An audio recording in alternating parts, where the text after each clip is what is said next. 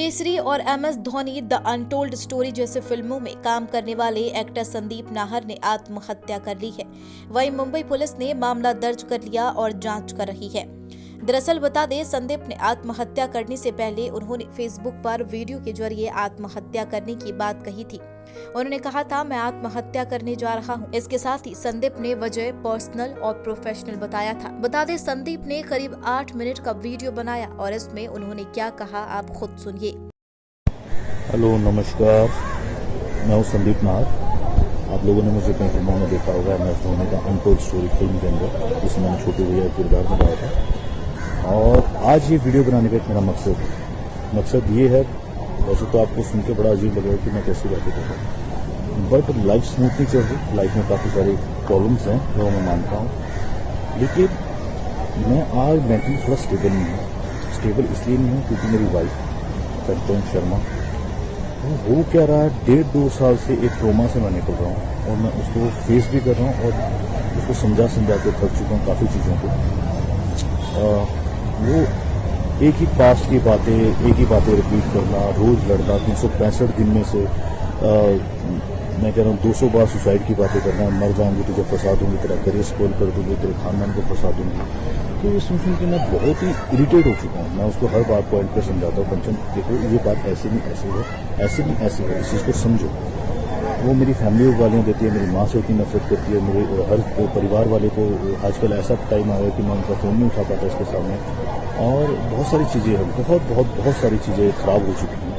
इतनी ख़राब हो चुकी है कि मैं अब ले नहीं पा रहा हूँ। दिमाग में इतना स्ट्रेस इसने दे दिया है। काम को लेकर यहाँ बॉम्बे में स्ट्रेस होता है, हर चीज़ को लेकर होता है, बट काम का स्ट्रेस फिर भी झेला जा सकता है। बट ये औरत का स्ट्रेस है, ये झेलना बहुत मुश्किल इसलिए हुआ है कि ये काफ़ी ऐसी बातें मुझे भूल देती है, ऐसी बातें भूल देती है जिसका मेरी लाइफ में बिल्कुल भी कोई वैलिड पॉइंट नहीं। मैं बोल के थक चुका हूँ। ये मेरा नाम किसी से भी जोड़ देती है। मैं 2 साल से इसके साथ हूँ, 24 घंटे हम साथ में रहते हैं, उठना बैठना हर चीज़ें होती हैं, लेकिन ये कहीं ना कहीं शक का कोई इलाज नहीं होता। शक करती है, हर चीज़ पे लड़ती है, और इसका लड़ना नॉर्मल लड़का नहीं है। ये जैसे साइको होते हैं, मतलब एक होता है शराबी इंसान, जो दारू पीता है और लड़ता है, लेकिन जब उसकी दारू उतर जाती है तो वो नॉर्मल हो जाता है ना।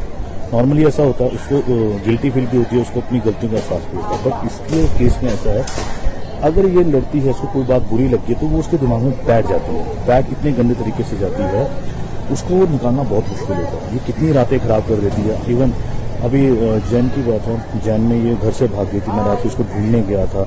ये ऐसे काम करती है और बहुत सारी बातें होती हैं। कब तक इसका वो करूँ। इसकी मम्मी बहुत साथ देती है। इसकी मम्मी का कहना है कि मैं तेरी जिंदगी गवा गई, हर तरह के केसेस बताती है, मैं ये केस हो जाएगा वो। एक्चुअली क्या है, इसकी मम्मी, इनके घर में 2 बहनों की भी लव मैरिज हुई है, तो इसकी मम्मी ने इनके दोनों जीजाओं को भी अंदर करवाया था। अभी वो मेरे को बोलती है, हर बात पे अपनी बेटी को बोलती है जाके पुलिस कंप्लेंट करो। किस बात बुनियाद पे? फेक चीज़ों पे, फेक झूठ बोल के आप केस बना सकते हो। ये क्या बातें हैं? औरत को एटलीस्ट दर्जा दिया गया है किसी चीज़ों का, तो उसका मिसयूज क्यों करते हो? और ये सब बातें कहाँ से आती हैं? आप रिश्ते बनाना चाहते हो या बिगाड़ना चाहते हो? रिश्ता बनाने के लिए आपको ये सब बातें नहीं लानी चाहिए जिंदगी में। अगर रिश्ता आपको अच्छा रखना, आप इसकी मम्मी ऐसी बातें करती है, और ये कंचन भी यही बातें करती है। इवन इसका एक किस्सा हुआ था 2015-16 में। इसका जो एक्स था, जिसके साथ ये 6 साल रही है, मैं इसको किस तरह से इसके कल इसके ऊपर लांछन नहीं लगा रहा हूँ कि ऐसी थी वैसी। मैं पॉइंट बोल रहा हूँ कि इसने अपने एक्स को भी झूठे केसों में अंदर करवाया। 3-4 महीने वो बेचारा अंदर रह के आया, दीपा ज्योति उसका नाम था। तो ये सेम पॉइंट मेरे साथ कर रही है, और इसी जिद की वजह से इसने मुझसे शादी की थी उस टाइम पे कि मैं ये कर दूंगी वो। मैंने तरस करके इस पर शादी की। तरस में चलो यार, मुझे लगा सब कोई नहीं है, कर लेता हूँ। आज नहीं, इसकी लाइफ खराब हो जाएगी। बोल रही थी मुझे मर जाऊंगी, पंखे में लटकने की आदत, सुसाइड की बातें करती है। तो उस पॉइंट पे मैंने कर दी। फिर ये मेरे घर आई, ये 2019 की बात मैं बोल रहा हूँ, और उस टाइम पे हमारी बात हुई थी कि यार कि शादी हम कर रहे हैं, बट घर में नहीं बताएंगे। अगर जमी तो चलाएंगे, नहीं जमी तो फिर अलग हो जाएंगे, है ना। किसी को इतना डिस्क्लोज नहीं करते। फिर वो हमारी नहीं बनी आपस में, तो फिर मैं कोरोना की वजह से घर गया था। जब कोरोना की वजह से मैं घर गया था, तो उस टाइम पर इस लड़की ने मेरे घर पे आने की बात की। तो इसको उस टाइम मैरिज सर्टिफिकेट चाहिए था, तो मेरे घर वालों ने अच्छे से इसका वेलकम किया। घर पे आते ही ये वहाँ 5-6 बार क्लेश कर चुकी थी। घर आई, 18 जून को आई थी, जून को आई थी और इसमें 5 दिन बाद ही, चूंकि उस टाइम कोरोना काल था, तो गवर्नमेंट ने भी बोला था कि आपके घर में अगर कोई बाहर से आता है बॉम्बे से तो आपको इन्फॉर्म करना पड़ेगा, एसएचओ ने बोला था। तो हमने उस चीज़ को छुपाया था थोड़ा, भाई नहीं बताएंगे नहीं तो फिर पूरी फैमिली अंदर हो जाएगी। इतनी एक छोटी सी बात थी, बट इसको वो बात समझ में नहीं आई। मेरी भाभी ने बोला मेरी कजन सिस्टर है ना, तो इस बात पे भड़क गई। तेरी भाभी ने ये बोला कि मेरी कजन। अरे भाई सिंपल सी बात है, कोरोना का टाइम है और ये तुम्हारी हमारी आपस की बात है। लोगों को पता लगा तो बॉम्बे से आई है, वह छोटे छोटे बच्चे सबको अंदर कर देंगे। उस टाइम तो वैसे भी हमारे जो सरकारी हॉस्पिटल थे वो कोरोना के चक्कर में उन्होंने कोविड का हॉस्पिटल बनाया हुआ था और सबको वहाँ पे क्वारंटीन कर रहे थे उस टाइम पर। तो इसके बाद कुछ और छोटी छोटी चीज़ें हुई, जैसे कि हमारे घर में किन्नर आए, किन्नर बधाई लेने आए, तब ये लड़ी, चूँकि हमने उनको भेज दिया था। भेजने का एक कारण था, कारण ये था कि अगर हम किन्नरों को बधाई दे देते तो हमारे रिश्तेदार नाराज हो जाते। उनको लगता कि इनके घर में बहू आई, उन्होंने हमें नहीं बताया। मैंने कंचन को, उस टाइम हमारी शादी की रिसेप्शन पार्टी फिक्स हो गई थी 30 जुलाई को, तो हमने बोला कि आप 30 जुलाई के बाद आना, हम आपका वही जो बनता है वो देंगे। वो दिया भी, बट उस बात पर भी इसने क्लेश किया। बहुत सारी चीज़ें, छोटी छोटी बातों पर क्लेश। ये बोलती मुझे घुमाने नहीं लेके जाते। अबे भाई कोरोना में बॉर्डर सील हुए हैं, हिमाचल बॉर्डर सील है, पंजाब बॉर्डर सील है, कैसे लेके जा सकते हैं? ये बात इसको समझ में नहीं आ रही। ये बोलती जिनकी शादी होती है उनके पति उनको घुमाने लेकर जाते हैं। मैंने बोला भाई जिनकी शादी होती है उनके पति बेशक उनको घुमाने लेकर जाते हैं, बट उस टाइम पे कोरोना नहीं था। अभी कोरोना, अभी थोड़ा सब्र कर लो, बाद में चल देंगे। ये बात इसको समझ में नहीं आ रही। तो हम आगे शॉर्टकट में बॉम्बे, क्योंकि वहाँ पे बड़े सुसाइड वाली बातें कर रही थी। मेरे घर वाले भी डर गए थे, उनको लगा कहीं ये लड़की की वजह से फैमिली पे कोई आफत ना है, चूंकि वो कोई हज़ार। तो मैं इसको बॉम्बे ले आया था। बॉम्बे में आके भी इसका सेम वही ड्रामा।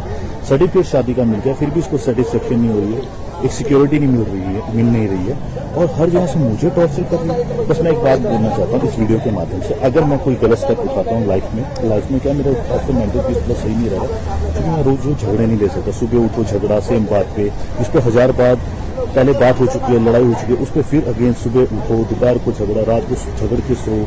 तो मेरे में इतनी कैपेसिटी नहीं, मेरी एनर्जी लेवल इतना नहीं है कि मैं बार बार हर चीज़ों को क्लियर करता हूँ। इसको एक बार बोल के कंचन ऐसा नहीं है, ऐसा बात खत्म हो जाती है। अभी कल रात की बात है, इसने इंस्टाग्राम पे सर्च किया। अब सर्च में कोई किसी का कोई चीज़ दिख जाती है तो उसमें मेरी क्या गलती है? किसी ने मुझे नहीं ब्लॉक किया तो भाई जब ब्लॉक नहीं किया है तो उसमें मेरी गलती नहीं हो सकती। तुम मुझे बोलो तुम्हें वो पसंद नहीं है, तुम ब्लॉक कर दो, मैं ब्लॉक कर दूंगा। मैंने ऑन द स्पॉट बिना सोचे ब्लॉक किया है।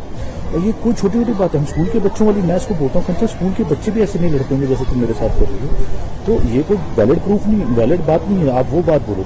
हाँ, अगर तुम मुझे बोलती इसको ब्लॉक करो और मैं नहीं करता तब तुम लड़ने का मकसद बनाती हो ना। मैंने बोला कंचन अपना इंस्टाग्राम दिखाओ और अपना व्हाट्सएप दिखाओ, तुम्हारा एक्स का भी तो उसमें है ना फोटो, ये उसने तुझे ब्लॉक नहीं किया व्हाट्सएप पे, सिंपल सी बात है। कह रही मेरी उससे बात नहीं होती, तुम्हें पता। तो मैंने बोला सेम यही चीज मैं कंचन तुम्हें बोल रहा हूँ कि मेरी भी कोई बात नहीं होती।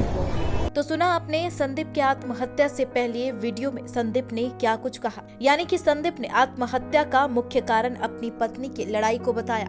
साथ ही वीडियो की शुरुआत में अपने काम किए गए फिल्मों के बारे में बताया है। संदीप ने कहा, आपने मुझे कई फिल्मों में देखा होगा, जैसे कि MS धोनी में मैंने छोटू भैया का किरदार निभाया था। उन्होंने आगे कहा, आज यह वीडियो बनाने का मकसद है, हमारी जिंदगी में कई प्रॉब्लम चल रही है। मैं दिमागी तौर पर स्टेबल नहीं हूँ। इसकी वजह मेरी पत्नी कंचन शर्मा है। 1.5-2 साल में मैं ट्रॉमा से गुजर रहा हूँ। मैंने पत्नी को बार बार समझाया है। 365 दिन लड़ना, हर रोज सुसाइड की बात करना। वो कहती है मैं मर जाऊंगी और तुझे फांसी दूंगी। मैं परेशान हो चुका हूँ। मेरी फैमिली को गाली देती है, माँ को गाली देती है। मैं उसके सामने घर वालों की फोन नहीं उठा पाता हूँ। मेरा नाम किसी से भी जोड़ देती है, शक करती है। शक का इलाज नहीं है, हर समय लड़ती है। पिछले दिनों घर से भाग गई थी, मैं फिर ढूंढने लगा। इसकी माँ इसका साथ देती है, केस करने की धमकी देती है। संदीप नाहर की आत्महत्या के मामले की जांच अब गोरेगांव पुलिस कर रही है। जानकारी के अनुसार पुलिस ने बताया कि संदीप ने फांसी लगाकर आत्महत्या की थी, जिसके बाद संदीप के वाइफ कंचन शर्मा ने एक कारपेंटर की मदद से दरवाजा को तोड़ा। इसके बाद संदीप को एक निजी अस्पताल में ले जाया गया, जहां उन्हें भर्ती करने से इनकार कर दिया गया। वहीं अन्य अस्पताल में पहुंचने पर उन्हें मृत घोषित कर दिया। इसके बाद भी उनकी वाइफ कंचन डेड बॉडी को वापस घर लेकर आ गई थी। इसके बाद पुलिस ने डेड बॉडी को अपने कब्जे में लेने के बाद उसे पोस्टमार्टम के लिए भेज दिया ताकि मौत के कारणों का पता चल सके। वहीं फेसबुक वीडियो में संदीप ने अपनी पत्नी के साथ खराब संबंधों पर चर्चा की थी और अपनी परेशानी का कारण बताया था। इसके बाद मुंबई पुलिस की साइबर सेल संदीप के सोशल मीडिया अकाउंट की जांच कर रही है। मुंबई पुलिस ने मामला दर्ज कर लिया है और पोस्टमार्टम रिपोर्ट आने का इंतजार कर रही है।